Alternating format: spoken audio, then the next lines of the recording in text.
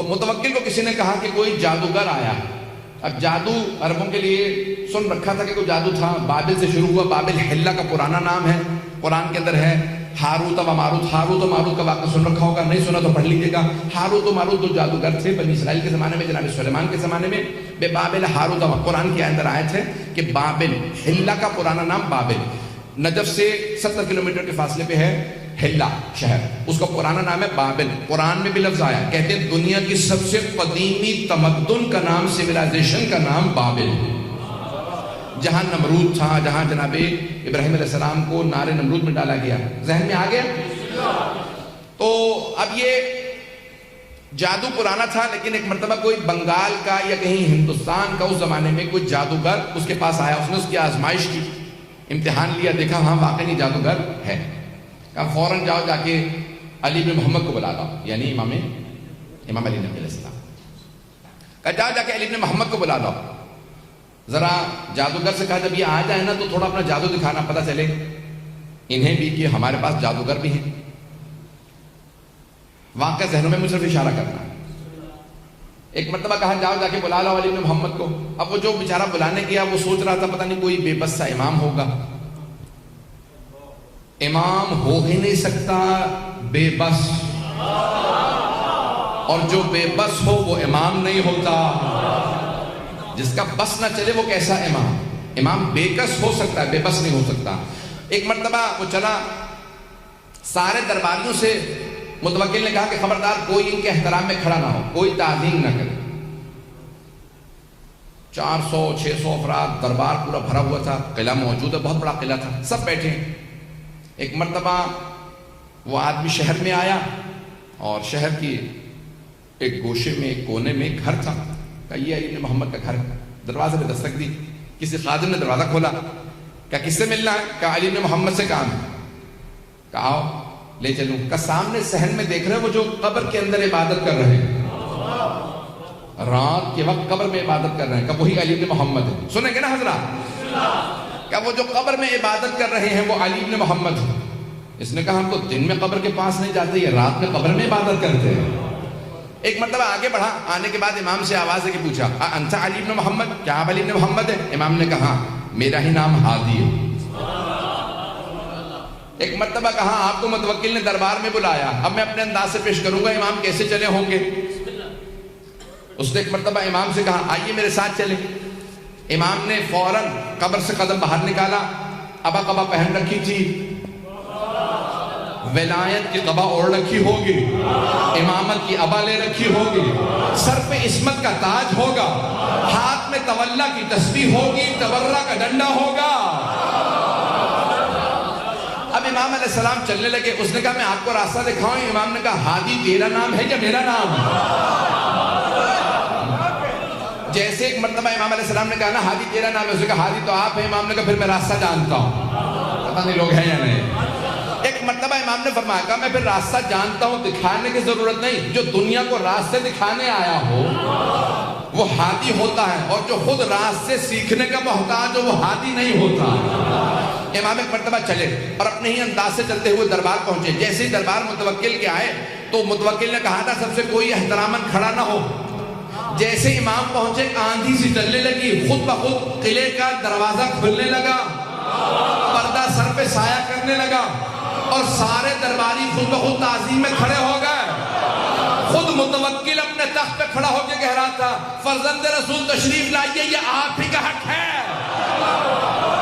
میرے تو وڈیرے بھی کہہ گئے اگر آپ نہ ہوتے تو ہم ہلاک ہو جاتے.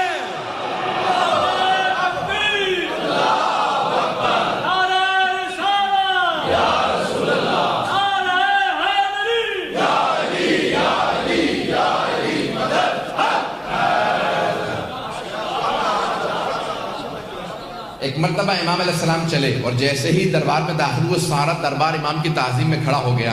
متوکل نے کہا فرزند رسول تشریف لائیے. امام نے کہا ہمیں تیرے تخت سے ظلم کی بو آتی ہے, ہم تخت پہ نہیں بیٹھتے. امام کے لیے ایک مرتبہ مسند بچھائی گئی اور ایک سامنے میز نما شیشے کو رکھا اور کہا امام کے لیے کھانا لگا دیا جائے. اس نے جیسے کھانا رکھا فوراً اپنے جادوگر کو آنکھوں سے اشارہ کیا کہ اپنا جادو دکھا. واقعہ ذہنوں میں ہوگا اگر لوگ ہیں یا نہیں ہیں. مجھے تو اشارہ کرنا تھا. جیسے امام نے ہاتھ بڑھایا نا تو روٹی امام کے ہاتھ سے سرک گئی. امام روٹی تھوڑی دور ہو گئی. امام نے کہا جو بھی ہے باز آ جائے. عظمت امام علیہ السلام دیکھیے, نام نہیں لیتے, یہ نہیں کہتے میں جانتا ہوں جادوگر. امام نے کہا جو بھی ہے باز آ جائے. پھر امام نے دوسری مرتبہ ہاتھ بڑھایا, پھر ایک مرتبہ روٹی سی رکھ گئی. امام نے ایک مرتبہ کہا کیا ان درباروں میں شرفاء کی زبان نہیں سمجھتے لوگ؟ اب تیسری مرتبہ امام نے روٹی کی طرف ہاتھ بڑھایا, ابھی پھر بھی وہ باز نہیں آیا. سارا دربار دیکھ رہا تھا جادوگر اب کیا کرتا ہے. جیسے ہی امام نے ہاتھ بڑھایا, جیسے ہی تیسری مرتبہ روٹی ہاتھ سے سرکی, اس دیوار کے اوپر غالیچہ تھا, غالیچے پہ ایک شیر کی تصویر بنی تھی. لیکن جادوگر کو جواب دینا تھا. پتہ نہیں لوگ پہنچ رہے نہیں پہنچ رہے. جادوگر کو جواب دینا مقصود تھا. اسے بتانا تھا تو جادوگر ہے, ہم صاحب اعجاز ہیں. امام نے ایک مرتبہ وہ جو دیوار کے اوپر غالیچہ تھا, غالیچے کو دیکھا جس پہ اسد کی, شیر کی تصویر بنی تھی. عربی زبان میں شیر کو اسد کہتے ہیں. امام نے شیر کو دیکھ کے عربی میں کہا ایھا الاسد, او شیر تو دیکھ رہا تیرے ایمان کی توہین ہو رہی ہے. ایک مرتبہ سارا بندہ پریشان ہونے لگا. لگ یہ رہا تھا کہ غالیچے پہ جو شیر کیا عکس بنا ہے وہ عکس نہیں رہا, شیر بن رہا ہے. وہ شیر بن کے آگے بڑھا. نہ اس نے امام سے پوچھا کہ کسے کھاؤں. ایک مرتبہ جادوگر کی طرف بڑھا, اسے بغیر خون کا قطرہ گرائے پورا نکل گیا, اور پورا نکلنے کے بعد امام کے سامنے آگے کھڑا ہوا اور ایک مرتبہ فصیح عربی زبان میں کہا فرزند رسول اگر آپ اجازت دیں متوکل کو کھا لو. متوکل نے ہاتھوں کو باندھا, کہا فرزند رسول اس سے کہیے واپس چلا جا, یہ دوبارہ عکس بن جائے. امام نے اشارہ کیا واپس چلا جا. کہا وہ میرا جادوگر تو واپس کر دے, وہ بہت قیمتی تھا, میں ہندوستان سے ہند سے لایا تھا. عربی میں ہندوستان کو ہند کہتے ہیں. کہا میں ہند سے لایا تھا, وہ معمولی نہیں تھا.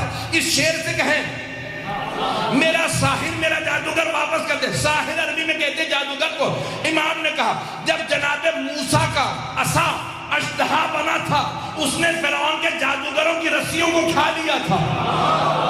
لیکن جب جناب موسیٰ نے اٹھایا تو دوبارہ عصا بن گیا. جب عصا بنا تو اس نے جادوگروں کی رسیوں کو اگلا نہیں تھا. اگر جناب موسیٰ کا عصا واپس کر دیتا تو یہ بھی واپس کر دیتا.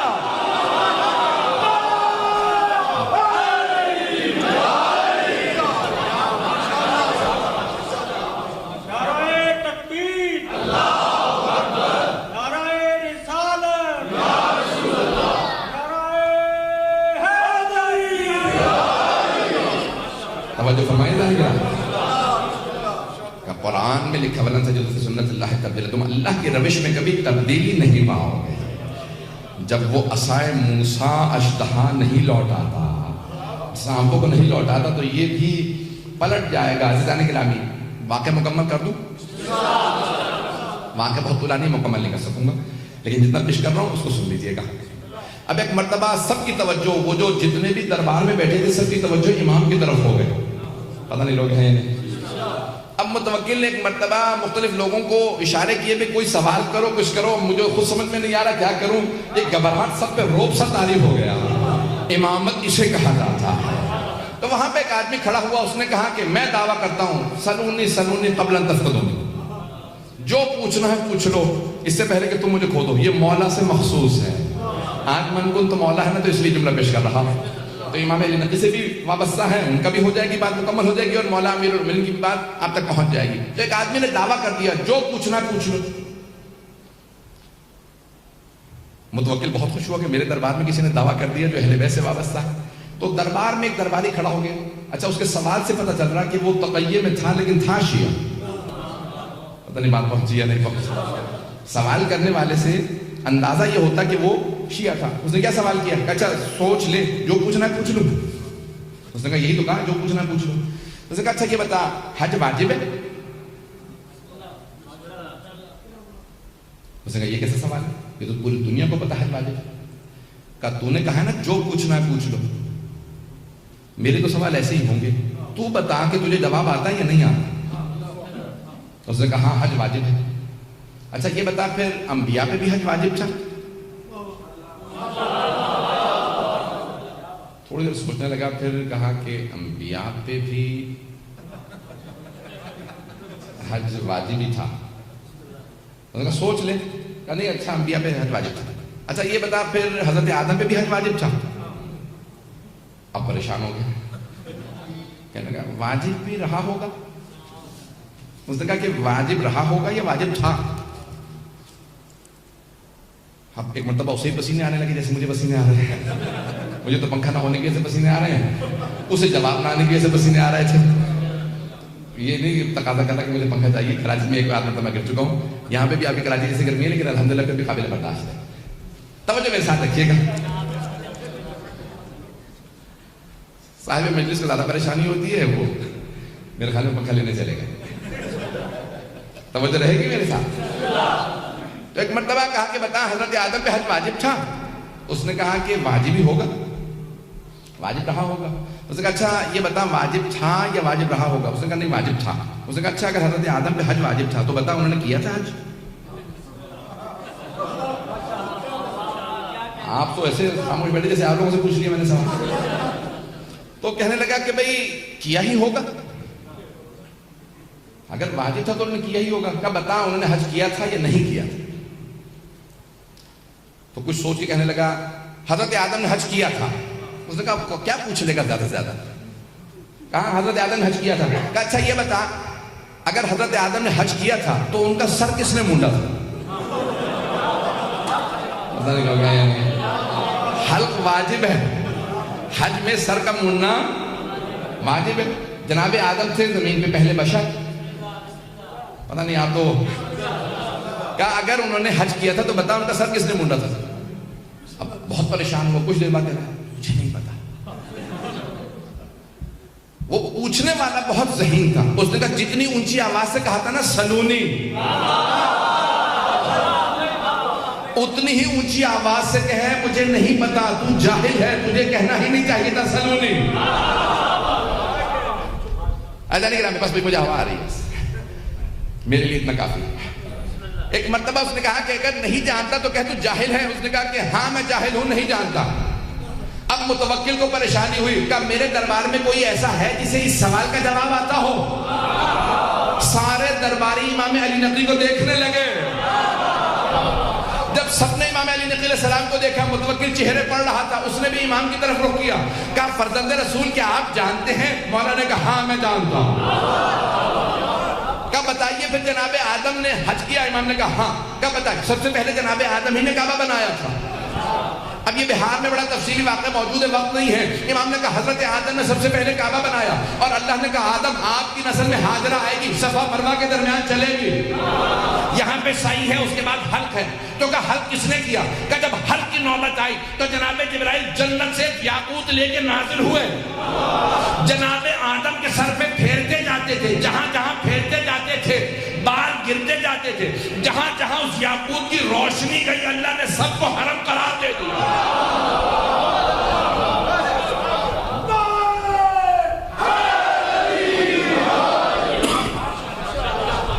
امام نے سب کو حرم قرار دیا. ایک مرتبہ متوکل نے کہا فرزند رسول آپ کہیے سلونی. امام نے کہا کیونکہ میرے جد علی ابن ابی طالب نے کہا تھا اس لیے میں نہیں کہا، لیکن میں ان کے علم کا وارث ہوں، جو پوچھنا ہو پوچھ لو. اللہ نے گرامی وہاں پہ سوال ہوئے، بس بھئی میں نے کہا وقت نہیں ہے، میں انشاءاللہ اگلے مرحلے میں جا رہا ہوں. تو ایک مرتبہ کسی نے سوال کیا بتائیے فرزند رسول یہ فجر کی نماز واجب کیوں ہے؟ فجر کی نماز واجب کیوں ہے؟ کہ جب اللہ نے جناب آدم کو زمین پہ بھیجا تو رات کا وقت تھا. ایک تو جنت کی جدائی، دوسرے اللہ کی ناراضگی، تیسرے جس جگہ پہ آئے وہاں تاریکی ہی تاریکی. تو جناب آدم پوری رات روتے رہے. اچانک جیسے ہی صبح صادق ہوئی، زمین کی مشرقی طرف ایک مرتبہ ایک لکیر سے کھینچی جسے صبح صادق کہتے ہیں. تو جناب آدم سمجھ گئے یہاں پہ روشنی آئے گی. اس روشنی کو دیکھتے ہی صبح صادق کے وقت جناب آدم نے 2 رکعت نماز شکرانہ پڑھی. پروردگارہ تیرا شکر ہے یہاں روشنی آئے گی. اللہ نے کہا آدم تیری پوری نسل میں یہ تیری 2 رکعت نماز میں نے واجب قرار دی. یہ یادگار جناب آدم ہے. یہ جناب آدم کی یادگار ہے کہ دور کا بس اسی طرح سے ظہر اثر مغرب عشاء سب پوچھا، سارے سوالات کرتے رہے، یہاں تک کہ ایک مرتبہ ایک چور کو لے کے آئے اور اس چور سے ایک مرتبہ متوکل نے خود پوچھا کہ واقعی تو چور ہے؟ اس نے کہا ہاں۔ کہا جانتا ہے چوری کی سزا کیا ہے؟ کہا ہاں، ہاتھ کاٹا جائے گا۔ کہا پھر بتاؤ مسلمان کی جتنے بھی وہاں پہ علماء بیٹھے تھے، کہا مسلمانوں بتاؤ ہاتھ کہاں سے کاٹا جائے گا؟ چور آیا تو ایک مسلمانوں کے 4 مذاہب ہیں، چاروں کا الگ الگ فتویٰ ہے، مذاہب اربع، امام ابو حنیفہ کا الگ ہے، امام مالک کا الگ، امام شافعی کا الگ، امام احمد بن حنبل کا الگ۔ سنیں گے؟ اگر کہیں میں چھوڑ کے ختم کر دوں تو ایک مرتبہ ایک نے کہا کہ بھئی ہاتھ عرف عام میں ہتھیلی تک ہے اور اس کو کلائی سے کاٹ دیا جائے، بس یہ ہاتھ کاٹنے کا۔ والسارق والسارقۃ فاقطعوا ایدیہما، قرآن کی آیت ہے، چور اور چوری کرنے والے مرد اور عورت کے ہاتھ کو کاٹ دیا جائے۔ یہ نہیں لکھا کہاں سے، لکھا فاقطعوا ایدیہما، یعنی ان کے ہاتھوں کو کاٹ دیا جائے، ہاتھ کاٹنا۔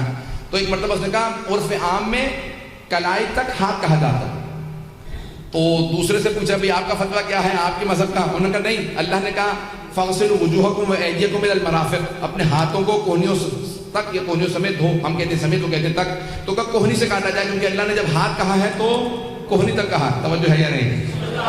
ایک نے کہا کلائی تک، دوسرے نے کہا نہیں، اللہ نے قرآن میں کہا ہے ہاتھ اور کوہنی مراد دی ہے تو کوہنی سے کاٹ دیا جائے۔ تیسرے سے پوچھا آپ کا، اس نے کہا میں احتیاط کرتا ہوں دونوں کے بیچ سے کاٹ دیا جائے۔ پتہ نہیں حضرات ہیں یا نہیں ہے؟ اس نے کہا میں کہتا ہوں بیچ سے کاٹ دیا جائے، یہ کہتا ہے کلائی سے، وہ کہتا ہے کوہنی سے، میں کہتا ہوں بیچ سے کاٹ دیا۔ چوتھے سے پوچھا، اس نے کہا نہیں یہ پورا کا پورا ہاتھ ہے تو بازو۔ اب چور اس دوران جو ہے بیچارہ بلڈ پریشر کا ہائی ہو رہا تھا کہ کہاں سے میرا ہاتھ کٹنے والا ہے۔ ایک مرتبہ امام علی نقی علیہ السلام کی طرف رخ کیا متوکل نے کہا فرزند رسول بتائیے ہاتھ کہاں سے کاٹا جائے گا، ان چاروں میں سے کون صحیح ہے؟ امام نے کہا چاروں غلط ہیں۔ پتہ نہیں لوگ ہیں یا نہیں؟ گھبرا کے نہ سنیے حضرات، سارے مجمع کی توجہ ہو کہ میں اگلے مرحلے میں جاؤں گا۔ امام نے کہا چاروں غلط ہیں۔ کہا فرزند رسول انہوں نے سب نے آیات پیش کی ہیں، آپ دلیل دیجئے۔ امام نے کہا صرف 4 انگلیاں کاٹی جائیں گی۔ آپ حضرات پریشان بیٹھے۔ امام نے کہا صرف 4 انگلیاں کاٹی جائیں گی، نہ ہتھیلی کاٹی جائے گی نہ ہاتھ۔ کہا فرزند رسول آیات انہوں نے بھی پیش کی، کوئی آپ کے پاس بھی دلیل ہے؟ امام نے کہا قرآن میں آیت ہے ان المساجد للہ جمیعا، کہ تمام کی تمام سجدگاہیں اللہ کے لیے ہیں۔ پیغمبر نے فرمایا 7 مقامات کا سجدے کے دوران زمین پہ رکھنا واجب ہے، پیشانی کا، ہتھیلیوں کا، دونوں گھٹنوں کا، دونوں پاؤں کا۔ اگر چور توبہ کر کے نماز پڑھنا چاہے تو نماز کیسے پڑھے گا؟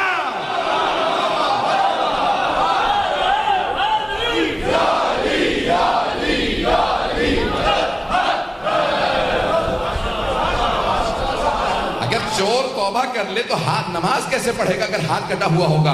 تو اس لیے صرف 4 انگلیاں کاٹی جائیں گی۔ پیغمبر نے بھی 4 انگلیوں کا حکم دیا تھا، میرے جد امیر المومنین نے بھی 4 انگلیوں کا حکم دیا،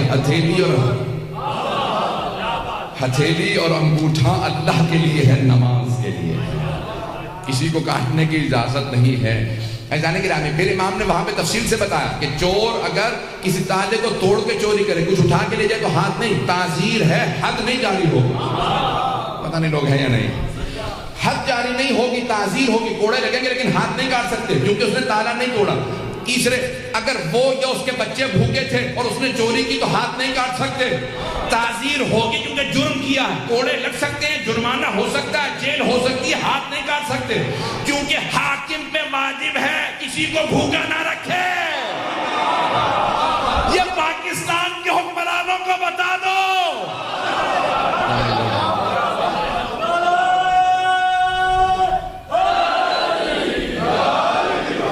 بات بہت رہی ہے، جو کسی کو بھوکے رکھے ہوئے ہوگا وہ خود جواب